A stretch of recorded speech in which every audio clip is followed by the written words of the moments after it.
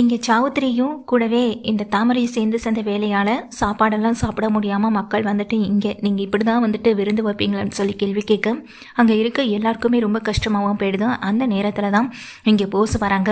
போஸ், ஒரு நிமிஷம் பெரியப்பா அப்படின்னு சொல்ல, நான் சாப்பாடு ஆல்ரெடி ஏற்கனவே சொல்லியிருக்கேன் பெரியப்பா, கொஞ்ச நேரத்தில் வந்துடும், கொஞ்சம் வெயிட் பண்ணுங்க, ஒரு 1/2 hourல வந்துடும் அப்படின்னு சொல்ல, என்னையா சொல்கிற, உனக்கு எப்படி தெரியும் அப்படின்னு சொல்லி இங்கே கேட்குறாங்க. பெரியப்பா ஒரு நிமிஷம் அப்படின்னு சொல்லிட்டு தாங்கிட்டு இருக்க அந்த வீடியோ எடுத்து காட்டுறாங்க. இதோ நம்ம அத்தையும் தாமரையும் தான் இதெல்லாம் பண்ணது. இப்போது நீங்கள் அவங்க அங்கேருந்து வெளியே அனுப்பினதுக்கு பிறகு இங்கே வந்து கரப்பாம்பூச்சி பள்ளின்னு எல்லாத்தையுமே அவங்க சாப்பாட்டில் கொட்டினதை நான் தான் பெரியப்பா வீடியோ எடுத்தேன் அப்படின்னு சொல்கிறாங்க. இதை பார்த்துட்டு இருக்க எங்கள் ராஜாங்கத்துக்கு கோவம் அதிகமாக, என்ன காரியம் பண்ணியிருக்க சாவுத்திரி, மருத்துவங்களுக்கு நம்ம தானம் கொடுக்குறோம், அதுவும் சாப்பாட்டு விஷயத்தில் இந்த மாதிரி கேவலமான வேலை செய்யலாமா அப்படின்னு ரொம்ப வேகமாக சத்தம் போட்டு இங்கே கத்தி ஆர்ப்பாட்டம் பண்ணி எங்கள் ராஜாங்கம் கோவப்படவும் செய்கிறாங்க. சரிப்பா, சாப்பாடு நமக்கு தெரிஞ்ச ஹோட்டலில் தான் பெரியப்பா சொல்லியிருக்கேன், கொஞ்ச நேரத்தில் அவங்க சாப்பாடு கொண்டு வந்துடுவாங்க, ஒரு 1/2 மணி நேரம் வெயிட் பண்ணுங்கன்னு எங்கள் போஸ் நல்லவ மாதிரி நடிக்கிறாங்க காவியாவுக்காக. இதையெல்லாம் பார்த்துட்டு இருக்க ஈஸ்வரியும் சித்ராவும், பார்த்தியா என் பிள்ளைய எப்படியெல்லாம் பேசுகிறான் பாரு அப்படின்னு நினச்சி சந்தோஷப்படுறாங்க. நல்ல வேலை போஸ், நீ மட்டும் இதுங்க பண்ணின சதியை கண்டுபிடிக்காம இருந்திருந்தா எல்லாரும் நம்ம மாமாவில் சந்தேகப்பட்டிருப்பாங்க. முதல்ல காவியா, இப்போ நீயே மாறி மாறி எல்லாரும் நல்ல விஷயத்த தான் பண்ணிட்டு இருக்கீங்க அப்படின்னு அங்கே நின்றுட்டு இருக்க ஈஸ்வரி ரொம்ப சந்தோஷப்பட்டு பேசிக்கிட்டு இருக்காங்க எங்கள் போஸ் கிட்ட. போஸும் வந்துட்டு, பெரியப்பா நீங்கள் எதுக்கும் கவலைப்படாதீங்க, எல்லாம் நல்லபடியாக நடக்கும், இங்கே சாப்பாட்டுல எல்லாம் என்ன கரப்பாம்பூச்சியும் பள்ளியும் விழவே இல்லை, இதெல்லாம் பண்ணது இவங்க தான் சொல்லி சத்தம் போடவும் செய்கிறாங்க. போஸு சொன்னது போலவே கொஞ்சம் நேரத்தில் சாப்பாடு வந்துடுது. இங்கே போஸு உண்மையாகவே தெரிஞ்சிட்டானான்ற ஒரு சந்தேகம் மட்டும் இங்கே காவியாவுக்கு இருக்குது. அந்த நேரத்தில் ஈஸ்வரி போயிட்டு காவியா கிட்ட பேசுகிறாங்க. பாத்தியா என் பிள்ளைய, நீ ஒரு நல்லது பண்ண பதிலுக்காம ஒரு நல்ல விஷயத்த பண்ணுறான், நிச்சயமாக உங்களுக்குள்ளே ஒரு புரிதல் கிடைக்கும்னு சொல்லிட்டு போகவும் செய்கிறாங்க. ஆனால் காவியாவுக்கு மட்டும் இந்த போஸு மேலே கொஞ்சம் கூட நம்பிக்கை வரல. அவன் ட்ராமா பண்ணுறான் அப்படின்றது மட்டும் நல்லா புரியுது. இவன் எதுக்கு அந்த நேரத்தில் அங்கே போயிருப்பான், அவன் வீடியோ எடுக்கிறதுக்கான் அப்படின்னு நினச்சிட்டு நிற்கிறாங்க. அந்த நேரத்தில் ஈஸ்வரி போயிட்டு அங்கே கேட்குறாங்க. போஸ் கேட்டேன், என்னையா என்ன இப்படி வீடியோ எடுத்திருக்க, எப்படி இதெல்லாம் நடந்துச்சுன்னு சொல்லி கேட்க, இல்லைம்மா நானே இதை எப்படியாவது கெடுக்கணும்னு தான் நினச்சிட்டு அந்த இடத்துக்கு போனேன். அங்கே போனால் இங்கே தாமரையும் சௌத்ரியத்தையும் பண்ண வேலையை நான் அந்த நேரத்தில் அங்கே இருந்ததுனால வீடியோ எடுத்தேன். நான் பண்ண வேண்டிய வேலையை அவங்க பண்ணாங்க, அவங்க பண்ண வேலையை வச்சு இப்போ நான் நல்ல பேர் எடுத்துட்டேன், அவ்வளவுதாம்மா அப்படின்னு சொல்லும்போது, இதை கேட்ட ஈஸ்வரி, நல்ல காரியம் பண்ணடா, அவளுங்க 2 பேரையும் இந்த இடத்த விட்டே துரத்தணும்னு நினச்சேன், நீ நல்ல வேலை பண்ணிட்ட அப்படின்னு நினச்சிட்டு இருக்காங்க. அந்த இடத்துல ராஜாவும் இந்த ஃபங்க்ஷன் எல்லாம் முடிஞ்ச கையோட சாவுத்திரியையும் தாமரையும் தனியாக கூப்பிடுறாங்க. 2 பேருமே அங்கே போக, நீங்கள் பண்ண காரியத்துக்கு உங்களை இந்த வீட்டில் வச்சிருக்கதே பெரிய விஷயம் அப்படின்னு சொல்ல, சரியாக சொன்னீங்க மாமா, இந்த மாதிரி வேலையை யார் பாப்பா, அதுவும் பொது இடத்துல நம்ம குடும்பமானத்தை வாங்குற விதமாக இவங்க பண்ணியிருக்க வேலை எவ்வளோ பெரிய வேலை தெரியுமா அப்படின்னு சொல்ல, யாராவது சாப்பிட்டு ஏதாவது ஆயிருந்துச்சுன்னா அப்படின்னு சொல்லும்போது இங்கே சாவுத்திரி தாமரை 2 பேரும் பேச முடியாமல் அப்படியே வாயடைச்சு போய் நிற்கவும் செய்கிறாங்க. இங்கே பாரு, போனா போகுது தங்கச்சி ஆச்சுன்னு எல்லா விஷயத்துலையும் நான் விட்டு கொடுத்துட்டு இருக்க மாட்டேன். எந்த சாப்பாட்டில் நீ பள்ளியையும் கரப்பாம்பூச்சியும் தூக்கி போட்டு எல்லாத்தையும் வீணாக்குனியோ அதே சாப்பாடு உனக்கு கிடைக்கவே கிடைக்காதே நீ அப்படின்னு சொல்கிறாங்க. அம்மா, இனி இந்த வீட்டில் சாவுத்திரி தாமரை 2 பேரும் என்ன வேலை பார்க்குறாங்களோ அதுக்கு ஏற்றது போல தான் சாப்பாடு கொடுக்கணும். அதுதான் நான் அவங்களுக்கு கொடுக்குற தண்டனை. சாப்பாட்டோட அருமை அப்போவாது புரியும் நினைக்கிறேன். அதுவும் விதவிதமாக ரகரகமாக வாய்க்கு ருசியெல்லாம் சமைச்சு போடுறதுக்கு இந்த வீட்டில் யாருக்கும் எந்த உரிமையும் கிடையாது.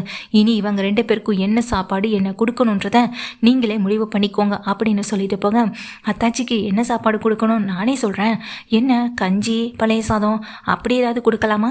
இல்லை பழைய சாதமே நல்ல சாப்பாடு தானே, அதை சாப்பிட்டு இன்னும் தெம்பாக இருப்பாளுங்க இவளுங்களுக்கு அதுவும் கொடுக்கக்கூடாது. அதான் இந்த படத்துலலாம் பார்க்குற மாதிரி சோறு மிளகாப்பொடி இதை போட்டு தான் இதுங்க 2க்கும் 3 வேளை சாப்பாட்டை கொடுக்கணும். என்னத்த நான் சொல்கிறது சரிதானே அப்படின்னு சொல்லும்போது அங்கே சௌத்ரியை பார்த்து முறைச்சிட்டு அம்மாச்சி எதுவுமே பேசாமல் உள்ளே போய்ட்றாங்க.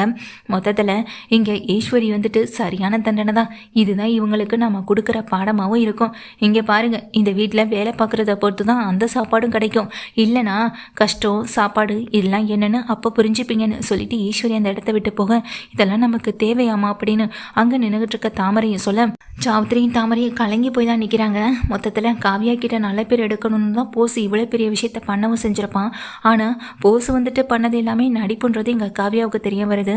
அந்த ஃபங்க்ஷன்லேருந்து எல்லாமே முடிஞ்ச பிறகும் கூட காவியா வந்துட்டு அந்த இடத்துக்கு வேலைக்கு போக தான் சொல்கிறாங்க.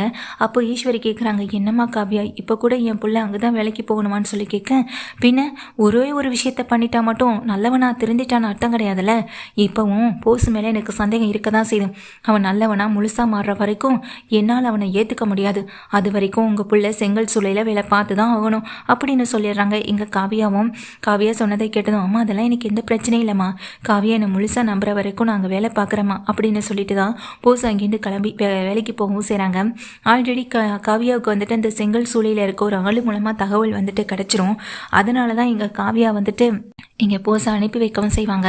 போஸ் வந்துட்டு என்னென்ன பண்ணுறா அப்படின்றத வீடியோவாகவே இன்னொரு ஆள் மூலமாக எடுக்க வச்சுருவாங்க. வீட்டுக்கு வர காவியா அந்த போஸ் வந்துட்டு திரும்ப வேலையெல்லாம் முடிச்சுட்டு ரொம்ப டயர்டாக நடிச்சுட்டு வீட்டுக்கு வரவும் செய்வான். அப்படி அவர் வந்துட்டு வீட்டுக்கு வரும்பொழுது வீட்டுக்கு வெளியே நிற்க வைக்க, என்னாச்சுமா காவியான்னு வீட்டில் இருக்க எல்லாமே காவியா வந்து கேட்க, ஒரு நிமிஷம் அப்படின்னு சொல்கிறாங்க. என்னம்மா என்ன விஷயம், அவனே களைச்சி போய் வீட்டுக்கு வந்திருக்கான், இந்த நேரத்தில் எதுக்குமா அவனை வீட்டுக்கு வெளியவே நிற்க வைக்கிறேன்னு சொல்லி கேட்குறாங்க.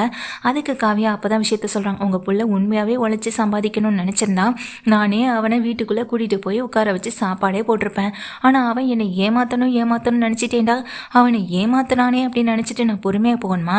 என்னைக்கு ஏவன் வந்துட்டு காசு கொடுத்து அங்கே இருக்க ஆளை தான் கைவசம் போட்டுக்கிட்டு அங்கே இருக்க வேலை எல்லாத்தையும் தான் பார்த்ததா சொல்ல வைக்கணும் அப்படின்னு நினச்சானோ அன்னைக்கே எல்லாமே முடிஞ்சு போயிடுச்சுன்னு தான் அர்த்தம்.